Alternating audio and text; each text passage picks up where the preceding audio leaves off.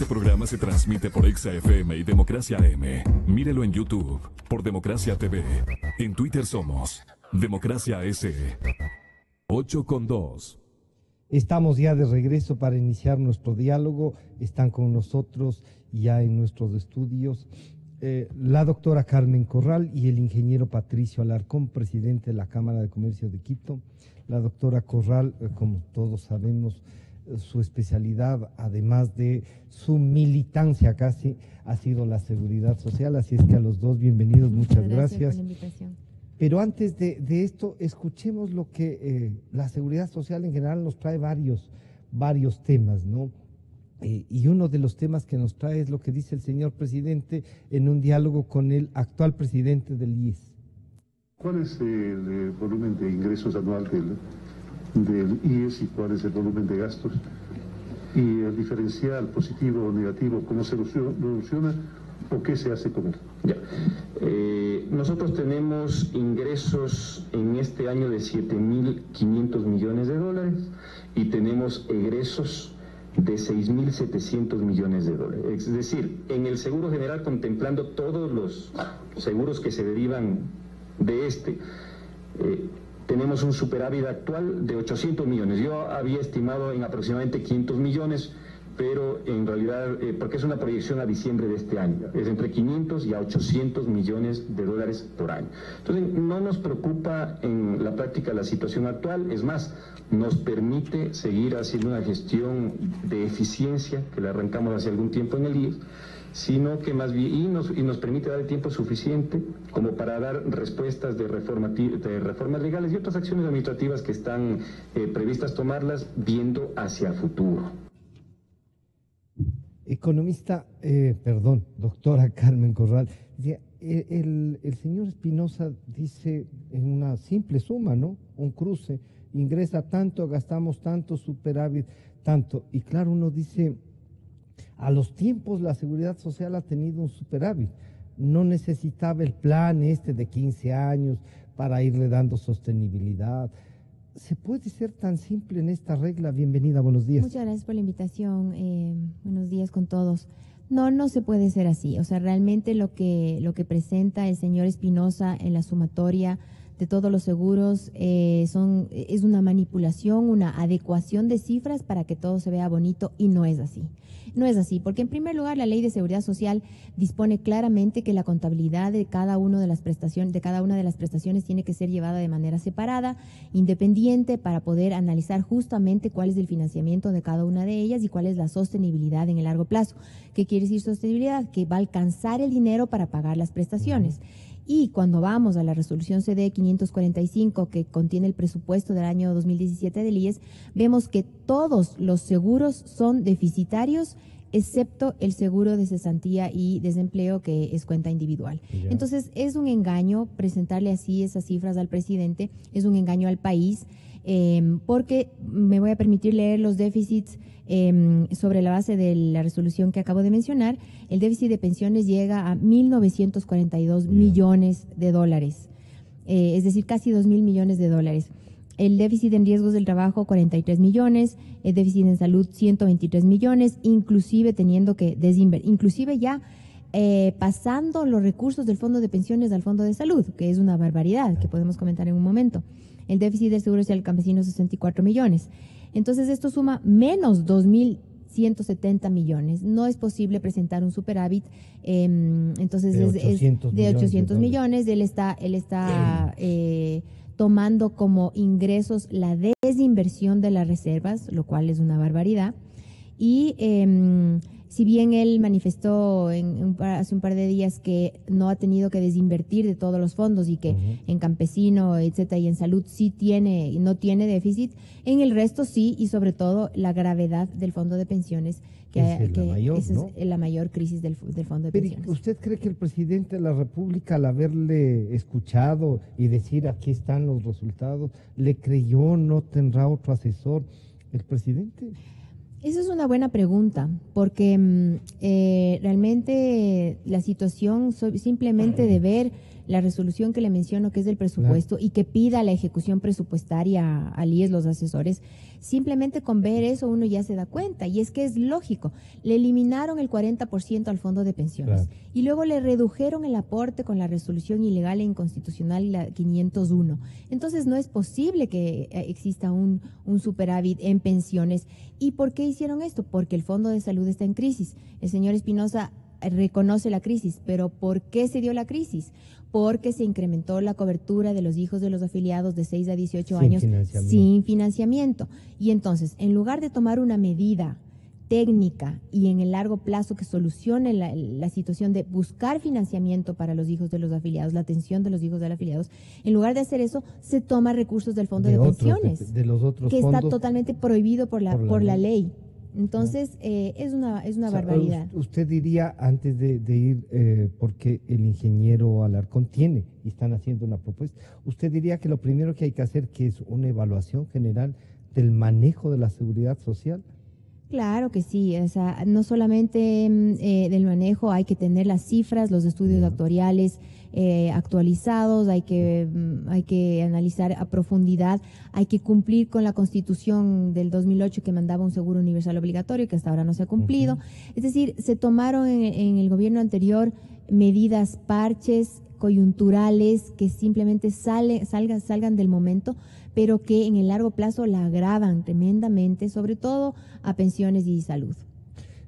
Al saludar y dar la bienvenida al ingeniero Patricio Alarcón, ustedes están haciendo una propuesta concreta, diciéndole, se ha enviado el comité empresarial al señor presidente, del que usted ha sido uno de los motivadores, diría. ¿Qué le plantean esencialmente al presidente Moreno? Bienvenido, buenos días. Buenos días, Francisco. Buenos días, Carmen. Qué gusto poder compartir la entrevista con ustedes. Sí, miren, nuestra propuesta es clara. Estamos de acuerdo con un cálculo actuarial integral, es decir, revisemos la sostenibilidad de cada uno de los fondos del IES. Sin embargo, consideramos que es importante en este momento hacer una auditoría externa del BIES. ¿Y por qué una auditoría externa del BIES? Porque el BIES es la entidad que maneja todos los ahorros de los trabajadores. El BIES es quien invierte o a su vez desinvierte. Entonces podemos hablar horas acerca de cada uno de los fondos del IES. Sin embargo, si no sabemos qué es lo que está sucediendo en el BIES, no sabemos si se está generando valor por medio de los intereses que se generan por las inversiones, o no sabemos si se está destruyendo valor porque se está desinvirtiendo para cubrir obviamente los fondos de pensiones. Y yo creo que tanto el primer mandatario como la ciudadanía merecen que se les dé la información exacta. Pero merecen y deben exigir también. Y la deben exigir, además. Y mire, aquí tengo un cuadro, estábamos revisándolo esta mañana. Sin embargo, le doy un ejemplo de qué sucedió en el 2016. En el 2016, al IES... Si quiere indicarlo a la Cámara también. Sí, al IES en el 2016 ingresaron 5.339 millones de dólares. Eso es lo que ingresó en las arcas del IES. Se gastaron 6.269 millones de dólares. Esto implica que el IES tuvo un déficit real de 930 millones de dólares. ¿Qué dice la administración actual? Dicen, no, hubo un superávit. Pero por supuesto, eso lo pueden decir porque, ¿cómo llegan al superávit? Suman las desinversiones por un valor de 1.717 millones de dólares, lo que da o genera un superávit de 787 millones de dólares. Entonces, lo que le están haciendo a la afiliada es decirle, miren, señores, nosotros tenemos un superávit, pero lo que está sucediendo es que están pagando las pensiones, pero están a su vez sacando o dando estas prestaciones topando sus ahorros. Es como que vayan a su libreta de ahorros, porque además deberían tener una cuenta única, pero van a su libreta de ahorros y sacan ese dinero para pagar a los jubilados. A la cuenta de ahorros. Y lo que les sobra es el superávit, no es sus ahorros. Entonces al presidente le dicen, mire, ha ingresado tanto, tenemos un superávit. No, señor, así no se hacen los números en ninguna parte del mundo. ¿O será que yo no comprendo cómo funciona el Seguro Social? Pero si a mí me dicen que ingresan 5.000 millones y se gastan 6.000 millones, existe un déficit. Y punto, eso está clarísimo. Y este año sucede lo mismo. El mismo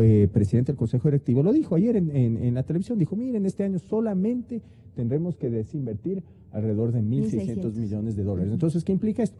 Está desinvirtiendo para cubrir el hueco de los fondos del IES. Peligroso. Otro tema importante, mire, lo estuvimos hablando con Carmen durante la mañana. Así es como recibe el señor Espinosa el fondo de pensiones. Él entra en el 2015, ¿no es cierto? La administración actual, perdón, entra en el 2015. En el 2015 había 9.048 millones de dólares del fondo de pensiones. En el 2016 baja este monto a 7.873 millones de dólares, se desinvierte alrededor de 1.175 millones de dólares solo en el fondo de pensiones. Para el 2017 baja el fondo, ¿no es cierto?, a 6.854, se desinvierte en 1.019 millones de dólares. Si es que el tren de gastos sigue de esta manera, para el 2021 ya no habrá dinero en el fondo de pensiones. Entonces, el manejo se tiene que revisar el cálculo actuarial, se tiene que revisar el manejo del IES. Otro problema, mire lo que sucede. Vemos que el número de afiliados, de los que más aportan, del sector privado, va decreciendo. Decrece en un 1% en el 2015, decrece en un 3% en el 2016 y va a decrecer en un 0,3% durante el 2017. Y el número de pensionistas crece en un 11% en el 2015, en un 1,5% en el 2016 y en un 5,6% se proyecta para el 2017. Entonces, crece el número de pensionistas, de retirados, y decrece el número de afiliados que aportan. Para el financiamiento. Claro, entonces el problema es mayor. El problema es mayor, no es un problema menor. Y otra cosa que me asombró, hoy en la mañana no lo pudimos mencionar, y es que el señor Espinosa dice que en los países, en la gran mayoría de países del mundo, los cálculos actuariales son reservados. En el Ecuador lo es, cambiaron la ley. Sin embargo, aquí podemos ver los países donde los cálculos actuariales son públicos. Públicos. Todo el mundo tiene derecho a saber cuánto tiene de ahorros, cuánto ha aportado. Y ese es un problema en el Ecuador. Debería haber una cuenta única para que el que aporta, el trabajador, pueda ver cuál es su saldo. Pero bueno, en los países donde los estudios actuariales son públicos son los Estados Unidos, México, El Salvador, Costa Rica, Chile, Brasil, Argentina y Colombia, por dar algunos ejemplos, porque existen otros países. Una aclaración solamente para complementar lo que dice Patricio, que es importante. Eso no está en la ley, no está prohibido en la ley, no para nada. La ley más bien es todo lo contrario. Es una resolución de la Superintendencia de Bancos al amparo de la ley de transparencia. Que declara como reservados, exacto. Entonces, era más bien para cubrir. Sí, y aquí sí vale mencionar el papel de la Superintendencia de Bancos en el sentido de que cómo es posible que no haya ejercido su labor de control en todas estas cosas que están pasando, sobre todo la resolución CD 501 que tiene muchas ilegalidades y que realmente ha causado, ha agravado la crisis del fondo de pensiones y no ha solucionado la crisis del fondo de salud. Entonces no está en la ley. Eso es una regulación de la superintendencia que le cubre al no transparentar. Exacto, y no tiene ningún sentido técnico ocultar. Es como que le digamos al cliente de los bancos que no puede conocer los estados financieros de los bancos. Es absurdo. Claro. Es necesario, exacto, conocer todas las cifras para saber cuál es la real situación. Queremos saludar también a la economista Gladys Palán. Gracias por acompañarnos, Gladys. Bueno, no solo que usted es parte de los miembros de la comisión interventora, que un poco, mucha gente decía, con todas las dificultades que tuvieron, rescataron y le pusieron en un camino a la seguridad social distinto. Evaluar este momento, y la doctora Corral y el ingeniero Alarcón nos han hecho notar lo que está pasando. Actuarialmente, ¿tiene usted algunos datos como actuaria que es además y preocupada la seguridad social? ¿Tiene datos adicionales? ¿Le preocupa tanto como a Carmen y a Patricio? Bienvenida, buenos días. Buenos días y gracias por la invitación. En realidad, las medidas que se han tomado en los últimos años de la administración gubernamental anterior sí afectaban los equilibrios financieros, diría, que es una cosa, y por ende los equilibrios actuariales en el largo plazo. No tengo las cifras exactas, pero he leído algunos documentos últimamente de estudios actuariales que se han hecho, unos para tomar decisiones en el IES y otros anteriores. He leído las conclusiones de esos estudios, pero realmente como actuario yo podría decir de que esas medidas que se tomaron afectaron primero el contenido mismo de la ley del 2001 respecto de la sostenibilidad financiera y la perspectiva que tenía el país para acumular un ahorro previsional. Es a través de la administración del Fondo de Pensiones. En segundo lugar, sí creo que esas medidas han afectado inclusive el equilibrio financiero. El equilibrio financiero es con respecto a lo que se conoce en el mundo empresarial como los estados financieros, claro, que son en resumen del año. Y en ese sentido, si es que ya se afecta en el cortísimo plazo a esos equilibrios financieros, la situación se hace más difícil. ¿Por qué se han afectado?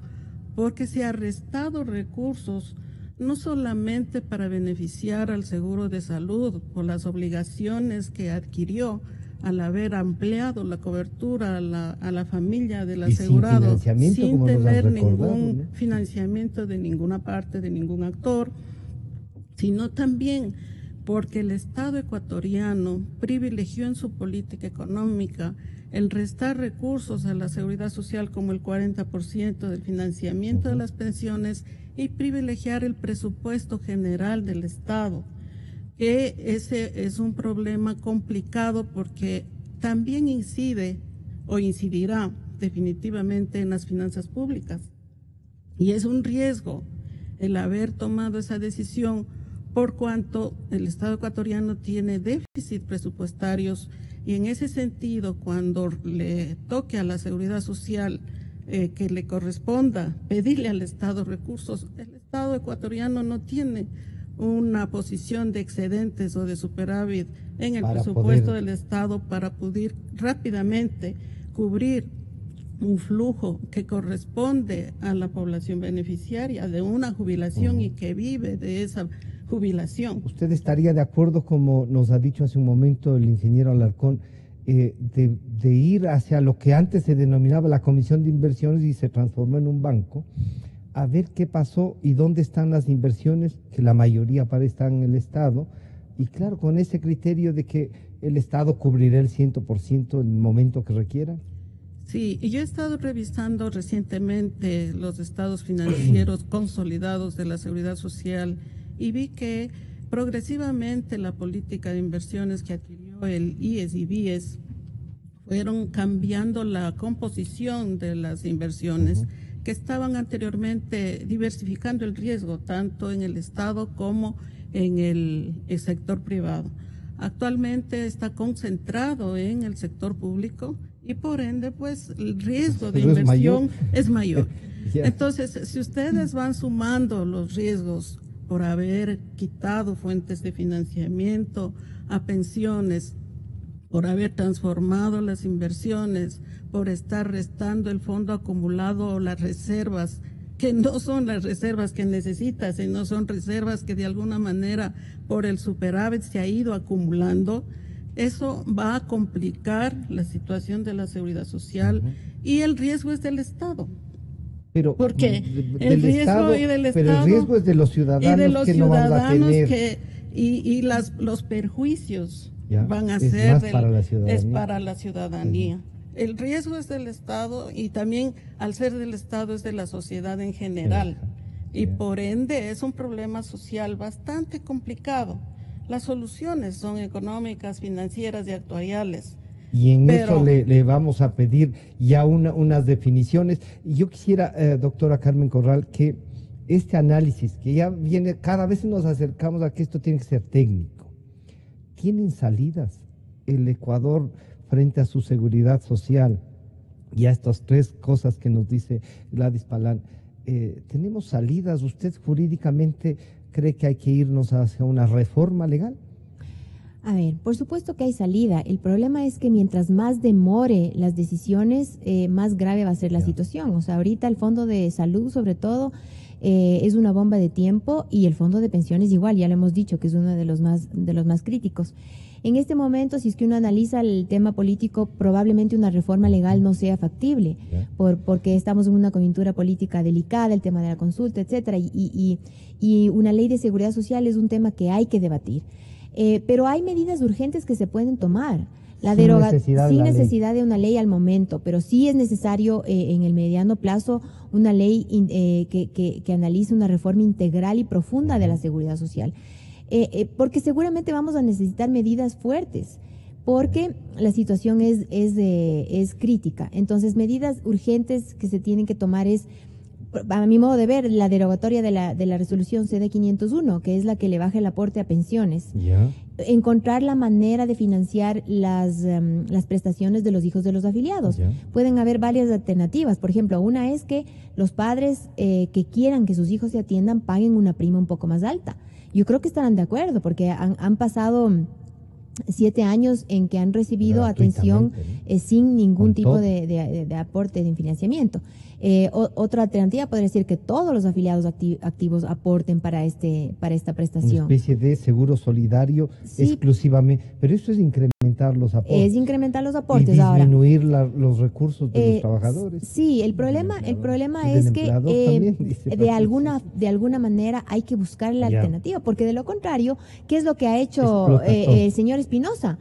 Ha tomado los recursos del Fondo de Pensiones, entonces es gravísimo, porque estos recursos se van... prohibido. Está prohibido, absolutamente prohibido en el artículo 122. Él menciona que ha habido un informe de Contraloría en donde le han dicho que todo está bien con esa resolución, y yo realmente cuestiono si es que es así. Contraloría no ha leído la Ley de Seguridad Social y no ha leído básicamente la Constitución. ¿El Contralor Poli le habrá dado el informe? No estoy segura, pero fíjese usted solamente un tema en la resolución 501. La resolución 501 le baja el aporte de riesgos del trabajo, además de a pensiones. También le baja el aporte a 0,20% para riesgos del trabajo, cuando la Ley de Seguridad Social expresamente en el artículo 159 define que el financiamiento para riesgos del trabajo es del 0,5%. Solo ahí ya hay una ilegalidad. Entonces, yo dudo mucho que la Contraloría haya podido decir que efectivamente todo está bien. Y sobre todo que el quitar recursos a pensiones le significa un menoscabo, una merma, una reducción, como ya lo mencionó Patricio, y yo lo vuelvo a mencionar también. Lo inaudito, no sé si es que se puede ver, lo inaudito de estas medidas es que el fondo de pensiones, que venía creciendo y llega a 9,000 millones en el año 2015, empieza a decrecer. ¿Cómo es posible que empiece a decrecer? Y son estas medidas, en lugar de tomar medidas técnicas sobre la base de estudios actuariales independientes, lo hacen para salir de la coyuntura, para poder construir hospitales que ni siquiera son una solución. Entonces la situación es muy grave, y mientras más demore va a ser más difícil. Otra solución podría ser que el presidente emita el reglamento general. Hasta la presente fecha no hay reglamento general a la Ley de Seguridad Social. Ya se ha reformado, se declaró la inconstitucionalidad, ha pasado por una serie de cambios, pero una solución podría ser tratar de reglamentar la ley y ver ahí qué soluciones pueden... Hubo proyectos, sí, pero no entregados a varios presidentes. Y tengo entendido que también se le entregó al presidente Correa un proyecto y nunca se lo emitió. Entonces ahí también podría haber una solución. Patricio, una de las dos cosas que ustedes tienen ahí, al igual que los trabajadores y jubilados, un representante. Lo tripartito está en la seguridad social.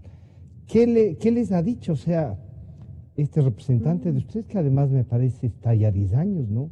Sí, ¿Asume alguna responsabilidad de lo que ha pasado? Está en funciones prorrogadas y nos ha dado las alertas necesarias para poder entender cuál es la situación del IES. Mire, yo creo que usted está hablando del tema tripartito. La seguridad social en el mundo se creó para la solidaridad de una manera tripartita. ¿Qué es lo que viene sucediendo en el Ecuador? Por el mal manejo económico del gobierno anterior, el Estado se queda sin liquidez, no aporta el 40% Le elimina por de ley, jubilación que por ley tenía que dar. Se queda el año pasado con una deuda al Fondo de Salud, además de alrededor de 2.500 millones de dólares, que hoy por hoy suma alrededor de 2.800 millones de dólares. Todavía no existe un plan de pagos, no existe un arreglo. La administración actual desconoció esa deuda a su debido momento hasta que la Contraloría emitió un informe. No solo que la desconoció, la eliminó de los balances. La eliminó de los balances, esto es una falsificación de documento, pero bueno, en fin, ¿qué es lo que sucede? Está dejando de haber una representación tripartita en cuanto a los aportes. El IES se está quedando solamente con los aportes de los empleadores y los trabajadores. Y debemos cuestionarnos acerca de la sostenibilidad del IES, de los fondos, y la sostenibilidad del BIES. Y yo creo que sí existen soluciones, porque mire, finalmente, por ley, toda persona que tenga una relación de dependencia tiene que aportar al IES.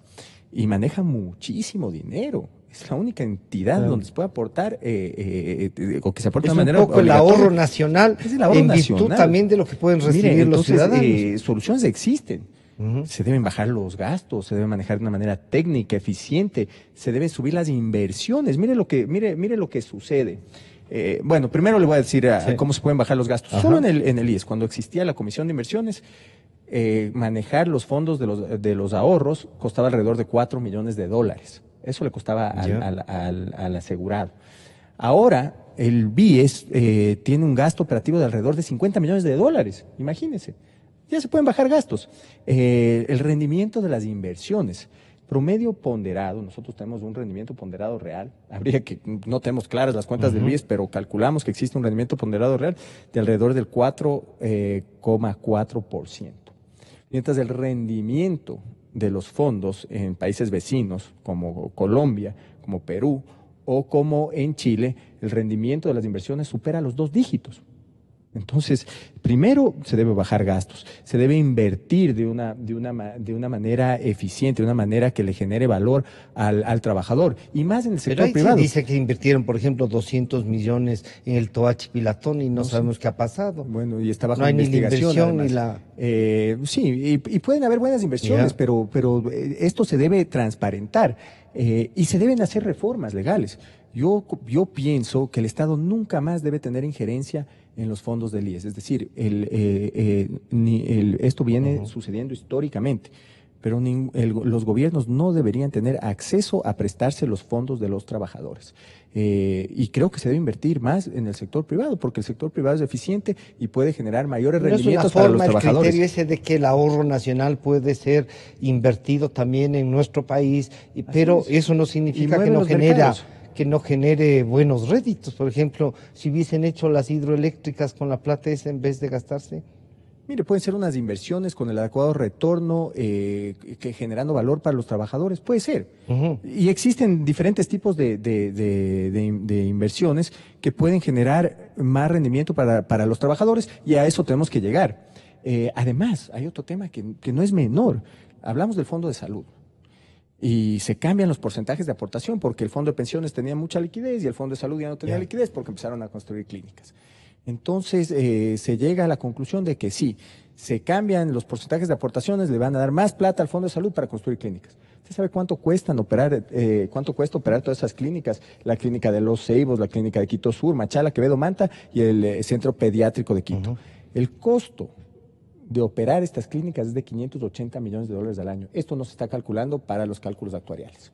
¿Y usted creería que era mejor entonces ir a las clínicas privadas a que les atienden y cruzar las cuentas? Mire, yo lo que creo es que forma de privatizar eso. Se debe afinar el lápiz, es decir, hacer un estudio. Si es que a mí me cuesta, y le estoy dando un ejemplo, atender a un paciente en una clínica pública alrededor de $300, y si me cuesta atender al mismo paciente en una clínica privada alrededor de $150, Es lógico, voy a tratar de atenderlo a una clínica privada.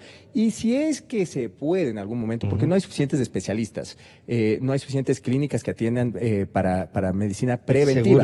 Hacen unos elefantes blancos enormes, sin calcular que tal vez es mejor hacer clínicas pequeñas para la salud preventiva, para que prevenir a la gente que se enferme, pero bueno, en fin, hacen estos elefantes blancos.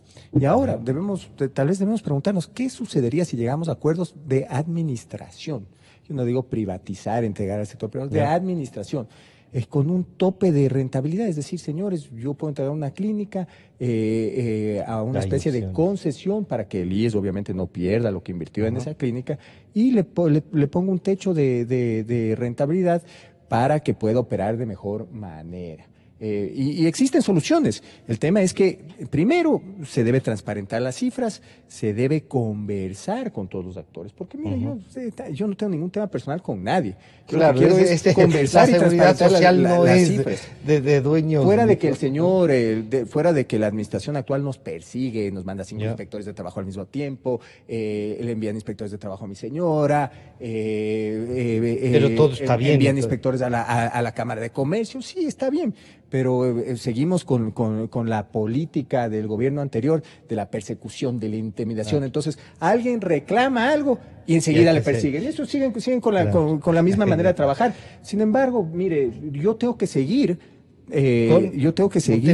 pidiendo información, porque si es que algo sucede en el BIES o en el IES, ¿a quién le va a afectar esto? Al sector trabajador. ¿Y a quién le va a afectar? Ahorita Carmen está diciendo, para que esto sea sostenible deberían subir las aportaciones. Sí. Mire, el sector privado tiene una carga tributaria y fiscal enorme, no puede pagar un centavo más. Pero es posible que hoy anuncie el presidente algo. Gladys, lamentablemente se nos fue el tiempo, pero yo quiero comprometerles para seguir en el análisis, no solo agradecerles que estén. Pero una visión, si quisiera que nos deje Gladys, recogiendo estos dos planteamientos que han hecho tanto Carmen como Patricio, ¿es posible sin mayores costos, sin mayores alteraciones, que intentemos recuperar al IES? Y de una vez, ¿será cierto que su nombre está ahí circulando para eso? Muchas gracias. Sería un lujo. Muchas gracias. Bueno, yo creo que estamos en un momento oportuno para recuperar a la seguridad social. La situación en el año 1998 era peor, porque aparte de la crisis de seguridad social, también había la crisis económica. Y en ese sentido, amerita que se tomen medidas rápidas para recuperar el equilibrio financiero. Eso significa financiar los gastos del año con los ingresos procedentes del año, en particular de pensiones. Hay que buscar las alternativas de solución lo más pronto posible. La segunda cosa es que en el seguro de salud, como acá he explicado, se está privilegiando un sistema de atención curativa, la cual es costosa, altamente costosa. Por eso es que los países generalmente tratan de implementar políticas preventivas de salud y lo que sea menos costoso, porque la sociedad no puede financiar tanto a través del Estado o a través de la seguridad social esquemas costosísimos de atención médica. No hay presupuesto para que alcance para financiar esas prestaciones. Entonces hay que optimizar los recursos, tomar medidas restrictivas del gasto, así como se tiene que tomar para el Estado ecuatoriano, y que la seguridad social también asuma sus responsabilidades hasta donde le da la ley, porque también se ha visto de que todo lo que es también función del Estado le están trasladando al IES a cuenta del principio constitucional que se refiere al seguro universal obligatorio. Entonces hay que poner en la ley una definición concreta sobre qué se entiende por todos esos conceptos y dar realmente el ámbito que corresponda. Entonces, diría que en el cortísimo plazo se tiene que recuperar al seguro de pensiones para evitar riesgos muy altos en el mismo Estado. Y segunda cosa, que el seguro de salud defina y optimice los recursos a través de políticas administrativas de gente que realmente conozca la administración como una empresa pública que es el IES, pero que haga eficiente el manejo de los recursos, porque son limitados como en todas partes, como todo presupuesto. Y sí emprender en una reforma integral de la seguridad social, porque la ley del 2001, con tanta reforma y con la declaratoria de inconstitucionalidad del sistema mixto de pensiones, prácticamente en cuanto a pensiones a partir del año 2021 no hay un esquema definido. Entonces, es una obligación de la sociedad, de los actores, del Estado, de los empleadores, de los trabajadores, buscar una solución en consenso y tratar de conversar sobre estos temas complejos, tratar de respaldar las decisiones que se tomen con estudios técnicos, pero en perspectiva de que haya sostenibilidad en todo este campo, porque la seguridad social es para siempre y para todas las generaciones, y hay que trabajar para todas las generaciones. Gladys, ¿y esto de que circule el nombre? ¿No? Creo que, bueno, el Estado necesita gente calificada para resolver muchos problemas. Y cualquiera de los tres. Y cualquiera de los tres están en esa casa, en esa capacidad. Yo diría pues que todo depende de las decisiones que se tomen, del apoyo que haya para lograr los resultados que se quieren, de los consensos, de poder negociar con gente que realmente vea el camino del futuro, un mejor futuro para los habitantes ecuatorianos. Les comprometemos ahora sí después para analizar casi los 4 seguros, ¿no? Para ver la ley y cómo van avanzando, no solo en la mesa de la seguridad social, no solo el comité empresarial, donde Patricio ha sido uno de los motivadores. Gracias, Carmen, por seguir militando en el tema de la seguridad social y de la especialidad. Sí. Yo tengo una teoría también, solamente para terminar, que va a pasar, en el tema de la seguridad social pienso que va a pasar igual que lo que pasó con el presidente Correa, que tuvo que irse para que se pueda transparentar la situación y ver que la mesa no estaba servida. En este caso, yo pienso que el momento en que el señor Espinosa se vaya, vamos a conocer las reales cifras y nos vamos a dar cuenta que la mesa está rota. Gracias, Gladys, por acompañarnos. Gracias, Patricio. Enseguida viene el doctor Marcelo Fernández de Córdoba y el doctor Esteban Santos. Una Cataluña independiente pero suspendida. Gracias nuevamente a ustedes, ¿no? Si no pudo escuchar algún programa de esta semana, mírelo en nuestra aplicación Exa Ecuador. Descárguela gratis, disponible para dispositivos